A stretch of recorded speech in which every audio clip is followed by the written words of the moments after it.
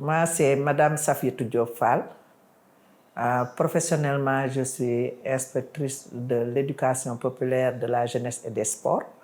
Et je suis en même temps militante des droits humains, présidente du réseau Siggil Jigéen au Sénégal.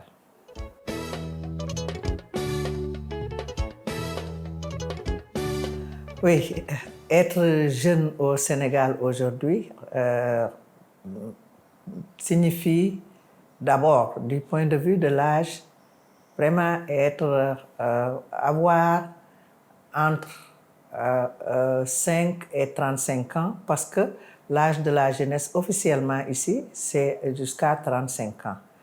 Mais être jeune au Sénégal aussi, ça signifie vraiment être à la croisée des chemins, parce que d'abord, il y a des besoins extraordinaires d'éducation, de santé, de confirmation de sa personnalité.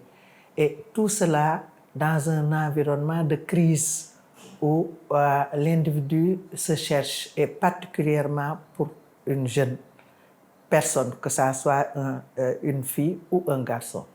Donc, être jeune au Sénégal, c'est un ensemble de défis vraiment auxquels la personne est confrontée et qui doivent être relevés dans le cadre de l'éducation, dans le cadre des politiques de sécurité, des politiques de lutte contre les violences basées sur le genre, mais aussi des politiques d'émancipation, d'autonomisation, de renforcement du leadership pour que la jeunesse puisse participer sérieusement au développement de ce pays.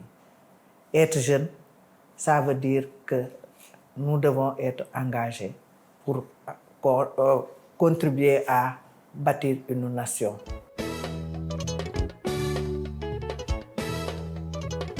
Le premier, c'est l'intégrité physique et morale des femmes.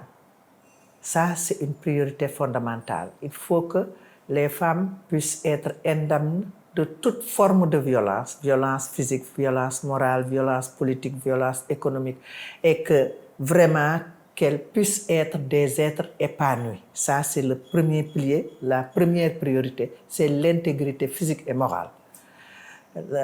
La deuxième priorité pour nous, c'est en fait les lois et règlements favorables aux femmes.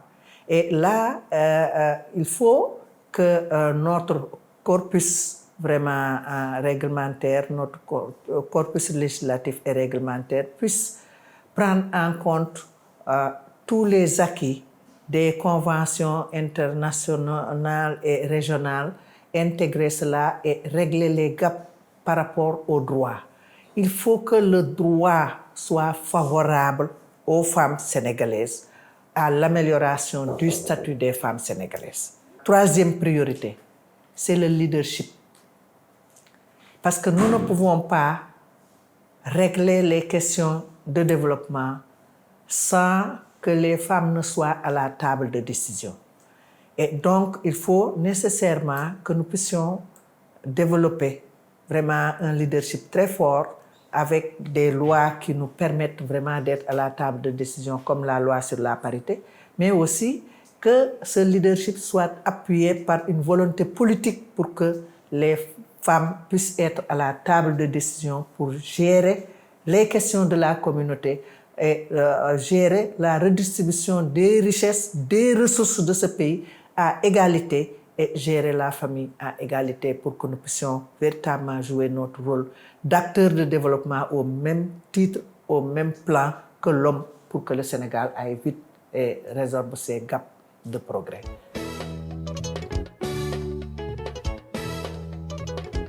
Peut-être que c'est un rêve, mais il nous faut rêver. Il nous faut rêver. Comment sera le monde sans violence? Nous pensons que un monde sans violence, c'est comme qui dirait chez les croyants, le paradis sur terre. Ça veut dire tout simplement que tous les êtres humains s'épanouissent, se développent et entretiennent des relations basées sur l'égalité, sur l'interface positive entre les hommes et les femmes, sur vraiment un développement harmonieux sans discrimination entre les hommes et les femmes. La femme qui habite Barcelone,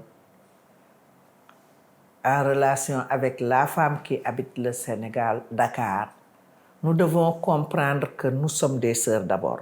Il y a ce qu'on appelle la solidarité sororisante entre femmes du monde. Nous devons nous sentir ensemble vraiment dans le même paradigme, c'est-à-dire ensemble lutter contre toutes les discriminations à l'égard des femmes, lutter contre le patriarcat, lutter contre tous les tares de notre société qui nous bloquent dans l'épanouissement vraiment de nos pays.